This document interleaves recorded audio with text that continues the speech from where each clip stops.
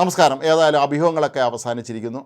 ഇറാനിൽ അയത്തുള്ള അലി ഖമേനിയുടെ പിൻഗാമിയായി അദ്ദേഹത്തിൻ്റെ മകൻ മുസ്തഫ ഖമേനിയെ തന്നെ നിയോഗിക്കാനാണ് ഇപ്പോൾ അവിടുത്തെ ഉന്നതാധികാര സമിതി തീരുമാനിച്ചിരിക്കുന്നത്. കഴിഞ്ഞ ആഴ്ച തന്നെ ഇക്കാര്യത്തിൽ തീരുമാനമായിരുന്നു എന്നാണ് പറയപ്പെടുന്നത്. പക്ഷേ ഇസ്രായേലിൻ്റെ ഒരു ഭീഷണി ഇപ്പോഴും അവിടെ നിലനിൽക്കുന്നുണ്ട്. ഇസ്രായേൽ പ്രതിരോധ മന്ത്രി ഇസ്രായേൽ കാറ്റ്സ് പറഞ്ഞത് പിൻഗാമി ആരെന്നുള്ളത് ഞങ്ങൾക്ക് ബാധകമല്ല. പിൻഗാമി ആരാണെങ്കിലും അയാൾ എവിടെ പോയി ഒളിച്ചാലും അയാളുടെ പേരും നാളവും നിങ്ങൾക്ക് അറിയേണ്ട ആവശ്യമില്ല, ഞങ്ങൾ അയാളെ വധിച്ചിരിക്കുമെന്നാണ്. ഒരുപക്ഷെ ആ ഒരു ഭയം കൊണ്ടാണോ അവർ ഇക്കാര്യം നേരത്തെ പരസ്യമായി പുറത്തുവിടാത്തതെന്ന് സ്വാഭാവികമായും പറയപ്പെടുന്നുണ്ട്. പക്ഷേ മുസ്തഫ ഖമേനി ഇറാൻ്റെ പരമോന്നത നേതാവായി മാറുമ്പോൾ അവിടെ ഒരുപാട് പ്രത്യേകതകളുണ്ട്. ഷാ കുടുംബത്തിൻ്റെ ഈ കുടുംബാധിപത്യത്തിനെതിരെയാണ് അന്ന് ആയത്തുള്ള റുഹുള്ള ഖൊമേനിയും പിന്നീട് ആയത്തുള്ള ഖമേനിയും ഒക്കെ തന്നെ പോരാടുകയും ഷാ ഭരണകൂടത്തെ അട്ടിമറിച്ച് അധികാരമേൽക്കുകയും ചെയ്തത്.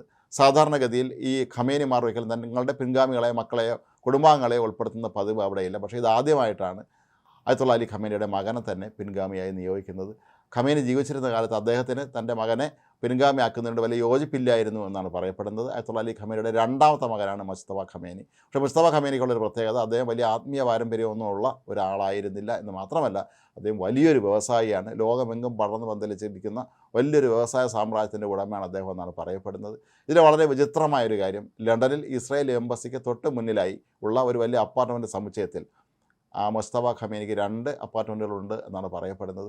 ഇനി അങ്ങോട്ടുള്ള ദിവസങ്ങളിലൊക്കെ തന്നെ ഇത് വലിയ തോതിലുള്ളൊരു വിവാദമാകാൻ സാധ്യതയുണ്ട്. കാരണം ഇസ്രായേൽ എംബസി എന്ന് പറയുന്നത് ബ്രിട്ടനിൽ ഏറ്റവും അധികം സുരക്ഷ ഉറപ്പാക്കിയിട്ടുള്ള എംബസികളിലൊന്നാണ്. അതിൻ്റെ തൊട്ടടുത്തുള്ള അപ്പാർട്ട്മെൻറ്റിലാണ് ഈ മുസ്തഫയ്ക്ക് സ്വന്തമായ അപ്പാർട്ട്മെൻറ്റ് ഉള്ളത് എന്ന് പറയുമ്പോൾ അവിടെ ജോലിക്കാരൊക്കെ ഉള്ള സമയത്ത് തന്നെ നിരന്തരമായി ഇസ്രായേൽ എംബസി നിരീക്ഷണ വിധേയമാകുമോ എന്നുള്ളൊരു സംശയവും അവിടെ ഉയരുന്നുണ്ട്.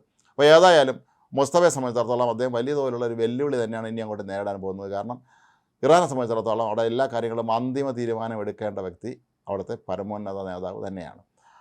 നേരത്തെ അയത്തുള്ള അലി ഖമേനിയെ സംബന്ധിച്ചിടത്തോളം വർഷങ്ങളുടെ അനുഭവ സമ്പത്തുള്ള ആത്മീയ രംഗത്താണെങ്കിലും പൊതുരംഗ രാഷ്ട്രീയ രംഗത്താണെങ്കിലും ഒക്കെ തന്നെ നല്ല പരിചയം ഉണ്ടായിരുന്നൊരു വ്യക്തിയാണ് അദ്ദേഹം. അതുകൊണ്ട് തന്നെ വളരെ രൂക്ഷമായ സന്ദർഭങ്ങൾ ഉണ്ടാകുമ്പോഴും ഒക്കെ തന്നെ അതിനെ നേരിടുന്നതിന് അദ്ദേഹത്തിനും സഹപ്രവർത്തകർക്കും ഒക്കെ തന്നെ അത്ര ബുദ്ധിമുട്ടുള്ള ഒരു അവസ്ഥയായിരുന്നില്ല ഉണ്ടായിരുന്നത്. ഏതായാലും മുസ്തഫ ഖമേനിയെ സംബന്ധിച്ചിടത്തോളം കാര്യങ്ങൾ അത്ര എളുപ്പമാകില്ല എന്ന് തന്നെയാണ് ഇപ്പോൾ മനസ്സിലാക്കാൻ കഴിയുന്നത്.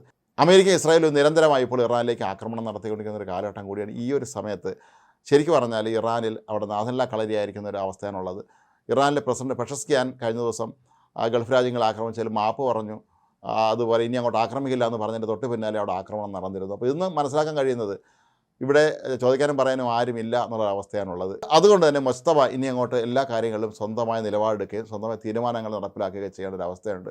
അതുപോലെ ഈ ഒരു ഘട്ടത്തിൽ ആക്രമണം കൂടുതൽ രൂക്ഷമാവുകയും ഒരുപക്ഷെ അമേരിക്കയും ഇസ്രായേലും ചേർന്ന് മുസ്തഫയും വധിക്കാൻ തീരുമാനിച്ചാൽ പിന്നെ എന്താകും എന്നുള്ളൊരവസ്ഥ കൂടി അവിടെയുണ്ട്. ഏതായാലും മുസ്തഫ ഖമേനിയും ഒരുപക്ഷെ ജനമധ്യത്തിലൊന്നും ഉടനെ എത്താനുള്ള സാധ്യത കാണുന്നില്ല. അദ്ദേഹം എവിടെയെങ്കിലും ബങ്കറുകൾക്കുള്ള ഒളിച്ചിരിക്കുകയായിരിക്കാം എന്ന് തന്നെയാണ് പറയപ്പെടുന്നത്. പക്ഷേ ഇസ്രായേലിനെ സംബന്ധിച്ചിടത്തോളം അതൊന്നും ഒരു പ്രശ്നമല്ല. ലോകത്തിൻ്റെ ഏത് ഭാഗത്ത് ഏത് കോണിൽ പോയി ഒളിച്ചിരുന്നാലും കണ്ടുപിടിക്കാനുള്ള സംവിധാനം അവർക്കുണ്ട് എന്നുള്ളത് തന്നെയാണ് ഇവിടെ ഉയരുന്ന ഭീഷണി.